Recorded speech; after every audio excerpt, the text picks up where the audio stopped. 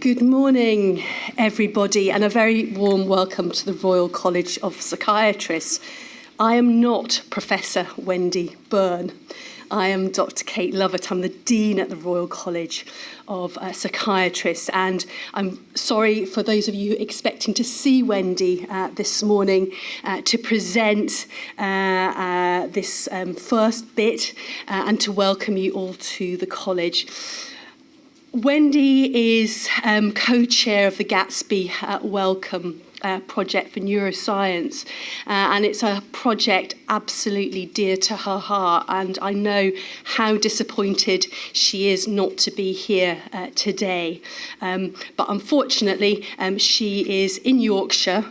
She's managed to do what she's always wanted to do, which is to transfer the command and control of the Royal College of Psychiatrists to Yorkshire. She's very well, but she's currently in self-isolation, because one of the roles of being president of the Royal College of Psychiatrists means that you get to meet all sorts of important and influential people, and some of those have recently tested positive for coronavirus. So she's in self-isolation, but has sent a message to wish us well for today. So there we are. We can have all the strategies in the world, and sometimes our plans have to change dramatically. Macmillan, reputed to have said in response to a journalist about what the biggest challenge was to his government was events, dear boy, events. So events, dear people, events. There's going to be plenty of opportunity today for questions. We've asked all our speakers to free up time towards the end of their talk, so that there's plenty of time for you all to ask questions. And speakers will be around during the breaks as well. You will be emailed a web link for the conference evaluation following the event, and everybody will also be emailed speaker presentations, and certificates of attendance, of course, will be emailed after the conference. Wendy has said that she's really keen to follow what's going on today, and has specifically asked if people could tweet. So if you could tweet, and the hashtag, Gareth, is GW Neuro, so hashtag GW Neuro for those of you who are tweeting. And there are lots of people who aren't able to be here in person today, so let's, if you are a tweeter, let's keep them informed.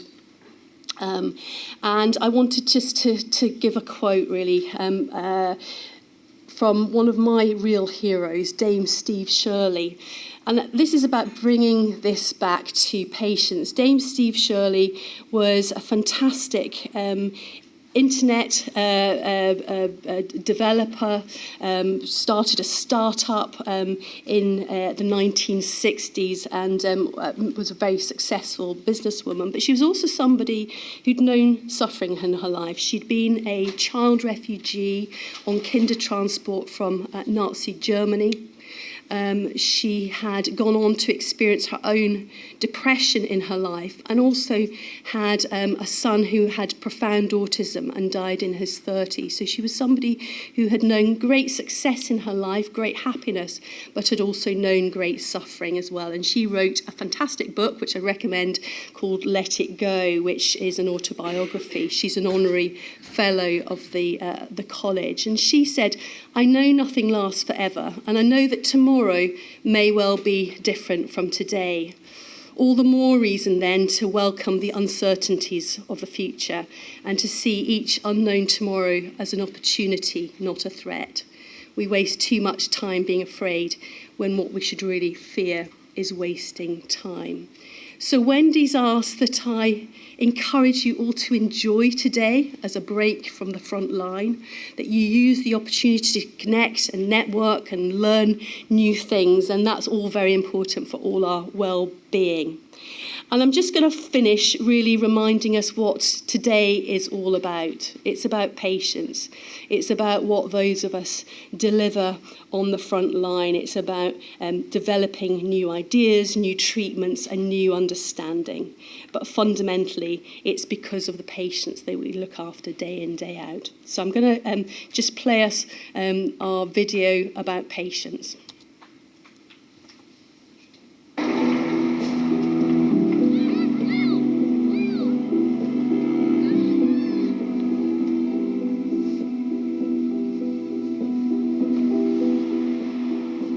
After I returned, I thought it was over. It wasn't. The battle in my head was just beginning. The dreams got worse. I started boozing a lot. I felt like an outsider.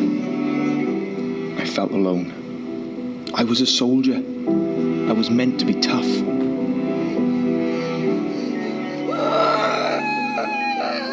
My baby was fine, but I was beaten up by the birth. The thoughts in my head were extremely disturbing. I was sleep deprived, hallucinating, and psychotic. I felt like a failure. I knew I was different. I'd count things. The taps would go on and off, on and off. Otherwise, I thought something bad would happen. Sometimes, I felt like I wanted to hurt myself. Eat your damn food! No! I was scared. I felt totally trapped, and I had absolutely nobody to turn to. This triggered a manic episode at work. I was diagnosed as bipolar. I had a stroke and lost the ability to speak. I was depressed, anxious, and I didn't see the point in going on anymore. It was slow at first, but after some time, she helped me to trust again. She helped me face my problems head on. I might not have been here hadn't it been for her. She's the one who deserves the medal. She was calming and compassionate. She showed me that this was an illness that I'd recover from. He gave me a name for the thoughts in my head and helped me understand things better. He knew what I was going through. I felt in control again. She helped me discuss my suicidal thoughts in a safe place. Her work helped me find ways out of the depression. Slowly but surely he got things out of me. I'm in a much happier place now. I can tell my daughter I love her. Make a difference. Choose psychiatry.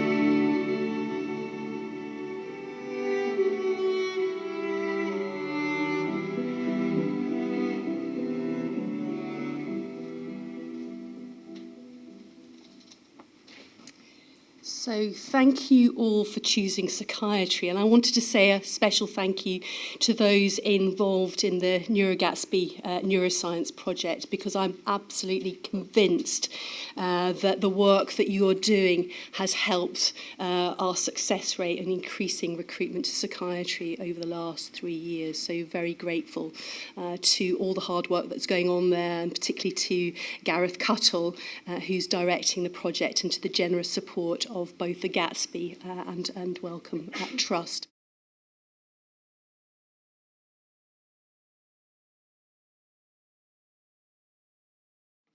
Lovely. Well, thank you, everybody. And I just want to take this opportunity to firstly thank Ivan.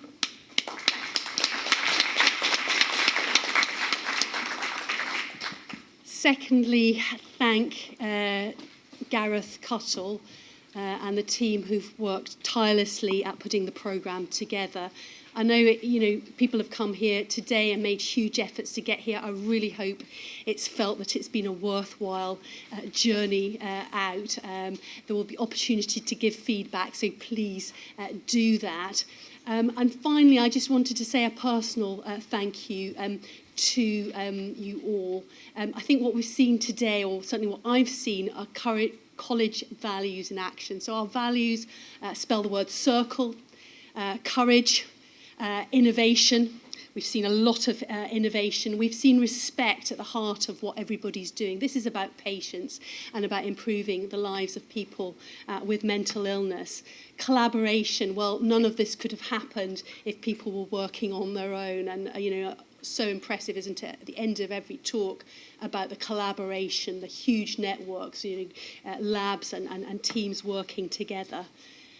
Huge amount of learning. I loved Ivan's reference to Borton's reflective framework, which is the one I carry around with me. What, so what, and now what? I think we'll leave the now what with you, the audience.